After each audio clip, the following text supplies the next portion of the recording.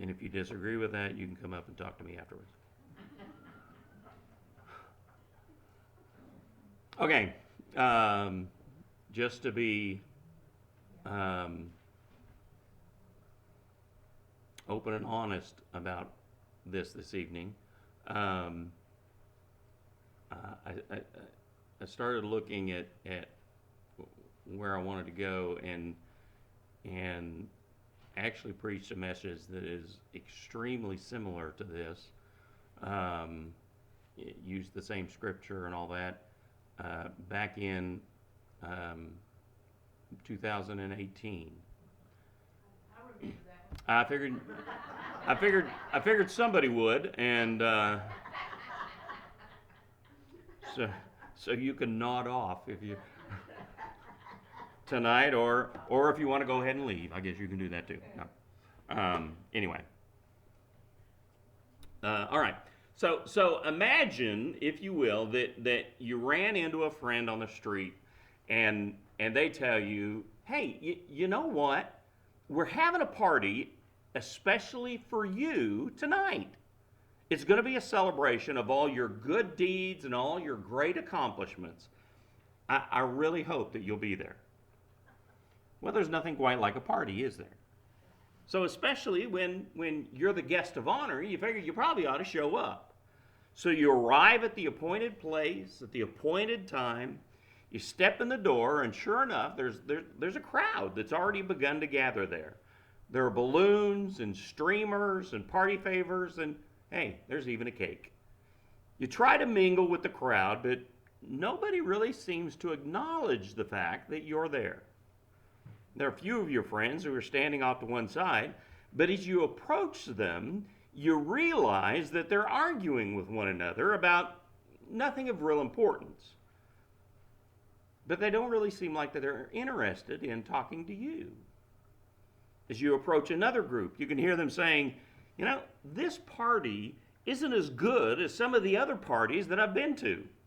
I'm not really enjoying myself at all. Behind them is yet another group. They're not saying anything at all. They're just all staring at their cell phones. And then you overhear a conversation behind you. A man saying, you know, I really didn't want to be here today. But the wife dragged me because, well, you know, there's cake for the kids. I hope I at least get credit for showing up. And you start thinking, yeah, this is some party, isn't it? Finally, you find the host, and you say to him, thanks for arranging this little get-together in my honor. If you don't mind, I'd like to say a few words to everybody. Well, the host immediately starts looking a little uncomfortable. They hem and haw a little bit, and then they say, yeah, well, I don't think we can do that. But, well, I've got you here. Here's a list of some things that we need. If you don't mind, could you maybe do some of this stuff for us? Tom over there needs a job. Jim needs help paying his mortgage. Sarah wants a husband. Phyllis wants a promotion. And Tyler here needs an A on an exam tomorrow, especially since he came to your party tonight rather than staying home and studying. And suddenly you realize what this so-called celebration is really all about. This party isn't for you, and you're not the guest of honor. You're just here to pass out favors. Now, I can't imagine any party actually taking place like that. But I wonder if this is what happens sometimes on Sunday morning, or even throughout the week during our daily devotions. We throw a party, so to speak, we plan a celebration, and we go through some of the motions, but we fail to truly give honor to our guest of honor. And if we're not careful, I think that Sunday mornings, as well as our daily devotions, can become exclusively about the event itself. Did we dot all the I's? Did we cross all the T's? Did we make a good production out of it? Or it can just be about fulfilling an obligation and getting it over with. Or it can be about nothing more than, what did I get out of it? Was it sufficiently entertaining for me? Now, in my case, I'd have to admit that there have been times when I've been guilty of all of those. I would imagine that anyone who's been a believer for any length of time could probably say the same thing. There are times when worship becomes about something other than worship. And when this happens, there are steps that we can take to get back on track.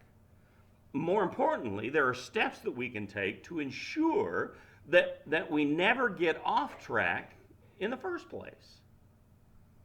And that's what I want to talk about tonight.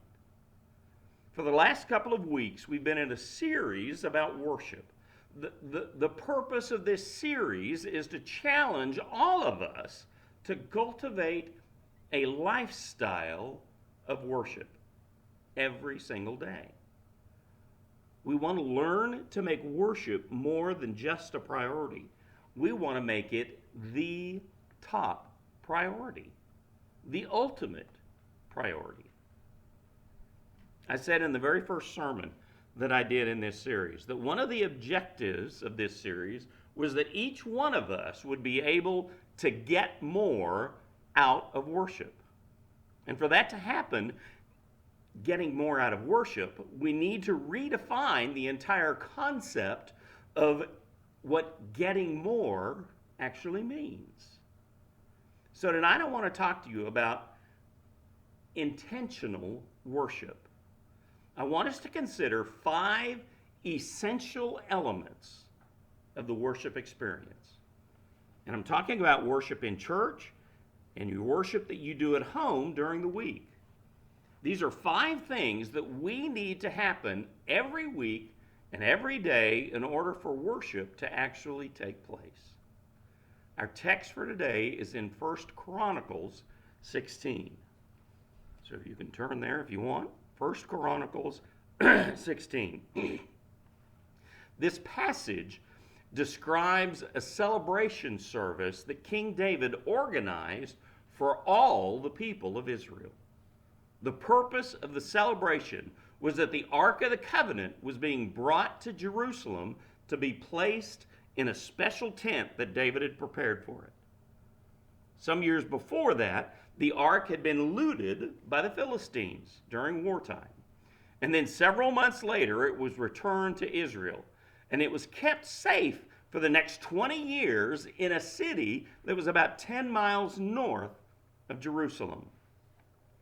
And now was the time that David had decided Jerusalem is the capital city of this newly united kingdom. So let's bring the ark to Jerusalem and let's make a huge celebration out of it. As we look at the details of this celebration service, I want to draw your attention to 5 essential elements of worship. These 5 things will help you to get more out of worship because they'll help you stay focused on what worship really is. And most importantly, they're going to help you to discover what getting more really means. So let's take a look at each one. The first essential element of worship is that worship requires a time of preparation and planning. This celebration service that we find in 1 Chronicles 16 wasn't a spur-of-the-moment thing. David spent quite a bit of time planning the details that were going to happen on this day. This wasn't just a little neighborhood block party. It was a massive celebration involving thousands and tens of thousands of people. All the people of Israel were invited. Now, before the event, David built a tent to house the ark. He prepared food for everyone to eat, and he appointed a group of singers and musicians to lead them all in worship music. Look at verses 4 and verse 7. It says, David appointed some of the Levites to be ministers before the ark of the Lord, to celebrate the Lord God of Israel, and to give thanks and praise to him. Then down to verse 7. On that day, David decreed for the first time that thanks be given, in this case, sung, to the Lord by Asaph and his relatives. So you can see that there was this great deal of planning and preparation that went into this day of worship that they were going to have. I would imagine that it comes as no surprise to anyone here that there's a good amount of planning and preparation behind each of our worship services here at the church as well. The bulletins don't print themselves. The PowerPoint on Sunday morning doesn't magically just appear on the screen. The musicians don't just happen to have all the songs memorized that we're singing that morning. JR and I don't make up sermons as we go along. It's prepared during the week. The same is true for your Sunday school teachers. And if truth be told, I would hope that most of you don't just randomly decide at the last minute to attend any of the services that we have here. All of these things are prepared and planned in advance, as they should be. And they should all be done with a spirit of excellence, because God is worthy of our best effort in every detail. We encourage all those in leadership to plan and prepare for whatever their part is during any given service or class. And I'd say the same to everyone who's sitting out there in a chair as well. And I'd say the same to those who are serious about developing a daily worship-centered lifestyle throughout the week. Good worship involves preparation and planning. We talked about this during the first week of the series. I referred to it as the pregame. Before you worship, you prepare your heart with an attitude of surrender. So tonight I want to speak one more moment about this. I encourage you to make a part of your Sunday morning before worship routine to be about preparing for worship. From the time that you wake up until the time that you arrive and we strike the first chord on the first song, make your morning all about preparing yourself for worship. As you're moving about the house to get ready, instead of turning on the TV to see what the latest news is or what the scores from the day before were, or just to have it on for background noise, listen to worship music or a sermon from a trusted speaker, or even use silence. Set aside your cell phone, stay off social media until lunchtime. Take a moment to pray a prayer of preparation. Make your Sunday morning all about the fact that today you have an appointment to worship God in the presence of His people. Do the same with your morning devotions. From the time you wake up until the time you begin. As you drink your coffee and wash your face, do whatever it is that you need to do to actually become coherent, direct your thoughts towards an attitude of worship. Use this preparation time to ask yourself, is there a sin that I need to deal with? Is there an attitude that I need to change? Am I ready to enter into God's presence? So before you show up to worship, do what you can to plan and prepare for worship, spiritually, emotionally, maybe even logistically. Do it because God is worthy of our best effort, even in the way that we prepare to meet Him. And here's a second essential element of worship. Worship requires an attitude of praise and thanksgiving. King David said in Psalm 100, verse 4, "Enter His gates with thanksgiving, and His courts with praise." And then in the text today in 1 Chronicles, in verses 8 and 9, it says, "Give thanks to Yahweh, call on his name, proclaim his deeds among the peoples, sing to him, sing praise to him, tell about all his wonderful works." That's where worship begins. It's with thanksgiving and praise. Let that be your attitude here. Each week as the service begins, and let it be your attitude when you worship at home as well.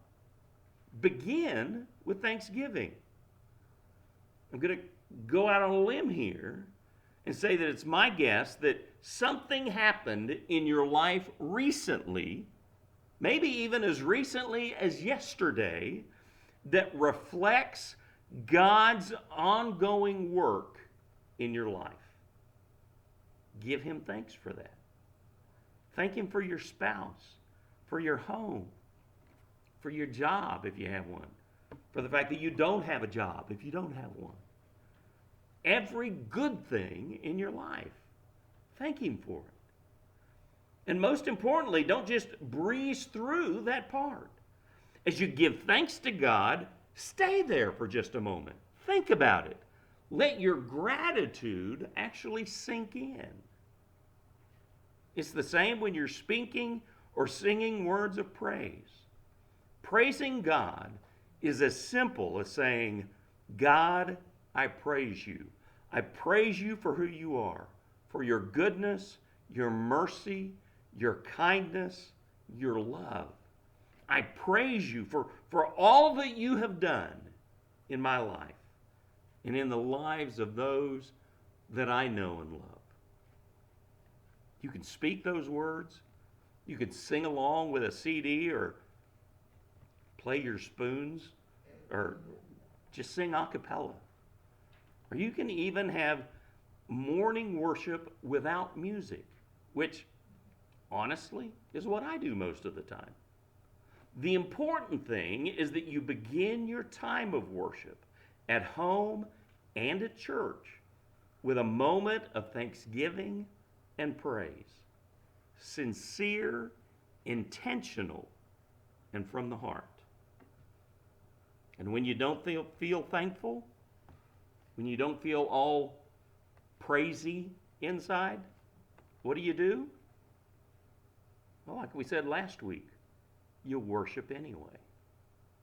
You overcome a negative attitude with a positive action. And in doing so, you're going to be transformed by the renewing of your mind. Okay, so now let's move into the third essential element for worship. Now, all 5 of these, I feel, are essential, but this one is essential in all caps. Neglecting this one area is why we often find ourselves getting less out of worship instead of getting more. Worship requires giving God your undivided attention. Verses 8 through 36 of this chapter are the verses that record the song that the singers sang at the celebration service. In your Bible, they are probably tabbed in, truncated in. That's because all of that was a song that the singers sang to the Lord. This song speaks about how we need to focus our thoughts and our words and our actions on the goodness and the greatness and the splendor of God. But it all comes down to one key verse. Verse 11 says, "Search for the Lord and for his strength. Seek his face always." Now, seeking God doesn't mean that you're always looking for him. It means that you're looking to him. It means that you're giving him your undivided attention. It's like the song that we sing oftentimes for an invitation. Turn your eyes upon Jesus, look full in his wonderful face, and the things of earth will grow strangely dim in the light of his glory and grace. There are a lot of times when we come to worship at church on Sunday and at home during the week that we come carrying a ton of baggage with us. And that's understandable because life brings with it a whole lot of clutter. And there are distractions all around us. The challenge then for those who want to live a worship-centered life is to learn to look away from all that's going on around you and look only to God and think only about God and focus only on God. That's what worship is. It's seeing God for who he is, his glory, his majesty, and his splendor. If you come to church on Sunday or sit down to have your morning devotion at home and all you're thinking about is this problem or that problem, what your neighbor did, what your spouse said, what a mess the world is in, if those are the things that consume your thoughts, you're never going to enter into an experience of worship. So seek God, seek his face, give him your undivided attention. There'll be time later on for you to unpack your baggage, so to speak. You can deal with that then, but for now, give him your undivided attention. This is such an important aspect of worship that I think next week I'm going to stay in 1 Chronicles 16, and we're going to look at this aspect, this essential element, even more deeply. We're going to dig into it next week. So for now, let's move on to the next essential element of worship. Worship requires an offering. In week 1 of this series, I talked about preparing to worship God with an attitude of sacrifice. That's because giving is an essential part of worship. In the last part of verse 29, David said, "Bring an offering and come before him. Worship the Lord in the splendor of his holiness." Giving to God is a part of worshiping God. When we pass the plates on Sunday morning, it's about more than just collecting money to pay the bills. Now, yes, the church does have bills to pay, and your gifts help to make that happen. However, the real purpose of the offering is to allow God's people the opportunity to worship him by giving back to him. And here's an important distinction to make. Your tithe is not the payment of a debt to God. It's the acknowledgement of a debt. What we owe God, we could never pay back with any amount of money or even with our lives. It's a debt far too great for anyone to pay. But we can acknowledge that debt by giving back to him a small token of what he's been able to give to us. For this reason, we need to give God more than just money. And we need to do it more often than just on Sunday morning. We need to give back to God in every area of our lives, every day of our lives. Tonight I want to challenge you a little bit. Every day, as you begin your time of daily worship, come with an offering. Bring a gift to symbolically acknowledge the debt that you owe. Now, I'm going to tell you, this is not something that I have done on a regular basis. This is going to be new for me too. So when I say I'm challenging you, I'm going to be challenging me as well. But do something on a regular, consistent basis. I think it's something that all of us need to do, and I'm going to do my part to try to do this along with you. Here's what I want you to join me in doing. Every day, and most likely this will work better if you do it in the morning, bring an offering to the Lord. I suppose we should more accurately say that we'll make a sacrifice to the Lord. Every day, offer one thing to God. Doesn't have to be big. In fact, it'll probably be very small. But it will be something that will help you to focus on Him throughout the day. For example, maybe one day you'll fast a meal. Or if you feel adventuresome, you can fast a whole day. During the time when you'd normally be eating, spend that time in fellowship with God. When I have fasted before, every time I felt hungry, or every time my stomach grumbled a little bit, I would spend time in prayer with God. That's when I would focus on God. I figured that was God telling me, okay, it's time for you to focus on me again. When my stomach would go. Maybe one day you just give up sweets. Maybe one day you just drink water. No coffee or tea or soda. Maybe one day you'll give up TV. Silence is a great way to focus on the Lord because you won't have any other distractions. And understand, this doesn't always have to be about something that you don't do. Maybe you just spend extra time in your quiet time focused on God. Or do something that's outreach related.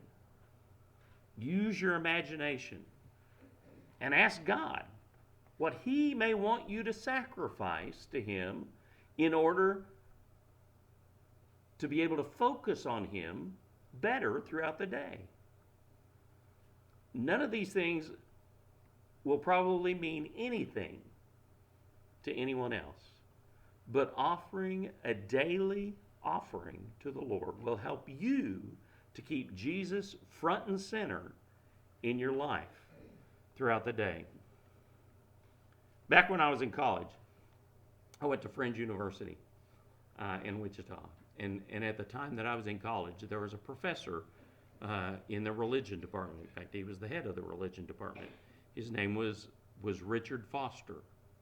Richard Foster has gone on, he wrote several books while he was there and has gone on to be a pretty well-known writer of religious books. But he wrote a book while he was there, trying to think of what the name of it was. And it just went doot, out of my head. But he talked about fasting. One of the things that he talked about in this book was fasting. And he talked about how we as Christians needed to fast from things other than just food. He said food is a good way to fast and to focus on the Lord. He said, but there are certainly other things in our lives that we can fast from. And he said that there were days when he would fast from using the phone. He would turn off his cell phone and not touch it. At the office, he would not answer his phones. Of course, he had a secretary, but he would fast from the phone, fast from TV. There are any number of things that we can do that will help us to focus more on God. And that's what he was getting at. Just find something and fast from it. Now, food is certainly a place to start.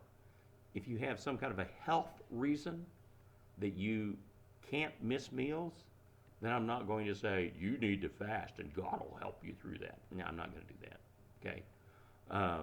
But if you look at me, you could understand why it's not going to hurt me to miss a meal or two, okay? Fasting is just something that that many of us probably could do, we just don't do. And it really is. It does help to focus you in more on God and on praying a whole lot more throughout the day than what you may already do. Just saying.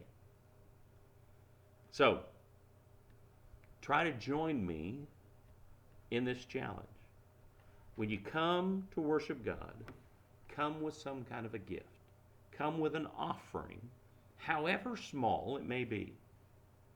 You're never going to be able to pay back the debt that you owe, but you can acknowledge that debt every day of your life. And that brings us to the fifth element of essential worship. Worship requires that we trust Him with the details of our lives. At the very end of this song of praise, in verse 35, David says, "And say, save us, God of our salvation. Gather us and rescue us from the nations, so that we may give thanks to your holy name and rejoice in your praise." Now, as I mentioned earlier, there comes a time when we lay all of our burdens at the feet of Jesus. And this is where it's at the end of the psalm, not at the beginning. I want to make it clear that you can pour out your heart to God and you can tell Him all about your troubles because He wants you to.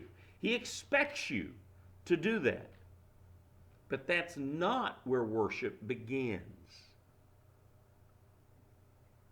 And the reason for that is because you and your problems are not the center of the universe.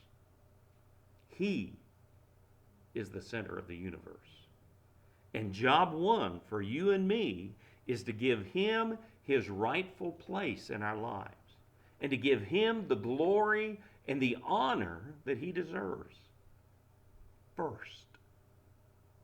And when we bring to Him our cares and concerns, it's always in the context of a heart that is surrendered to Him in praise and adoration. That prevents us from just coming to God with some kind of a shopping list. And it helps us to focus instead on trusting Him with every detail of our lives. It also helps us to keep the spirit of worship alive all throughout the day.